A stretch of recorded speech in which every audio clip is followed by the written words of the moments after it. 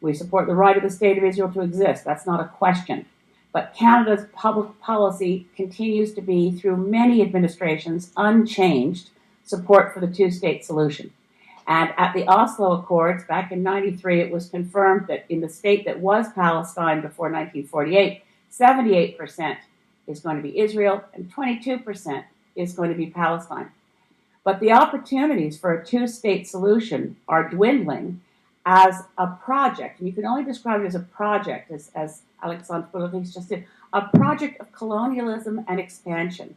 So that was a big eye-opener for me. I had thought that settlements, Israeli settlements, were the act of sort of lone extremists, Zionists who set out to build their own homes on land that wasn't theirs. I hadn't really understood that these were massive housing developments, identical and high-end houses for 40,000 occupants built on a hill with full infrastructure ready to go for anyone who would move in at subsidized rates, complete with exclusive Israeli-only highways, complete with access to water that was free and abundant if you're an Israeli, but if you're on the Palestinian side of the wall, very hard to get access to water, complete with ringed with watchtowers and full-on military protection for these expansionist settlements.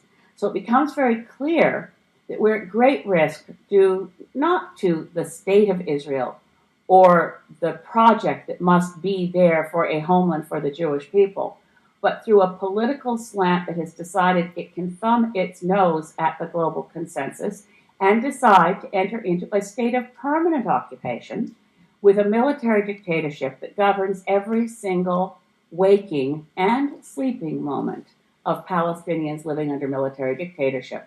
We are particularly concerned for the situation for children. We met with one young man whose picture made international news as he was under arrest, one scrawny little 17-year-old kid surrounded by more than a dozen Israeli soldiers. His name is Fauzi Junidi. And over a course of 3 days in prison, including being beaten, his collarbone was broken. They kept asking him to confess to something he said he did not do, which was throwing stones. He still awaits trial. And I'm hoping that we can impress upon our friends here in Canada, in the Embassy of Israel to Canada, that the military courts have a terrible record of over 97% conviction rate of children between 12 and 18 who are jailed in the same prison with adults.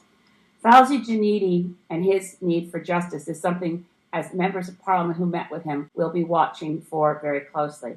In the meantime, it should be possible in Canada to stand firmly and clearly in support of the State of Israel, in support of a two-state solution, which also means we stand in support of a state of Palestine.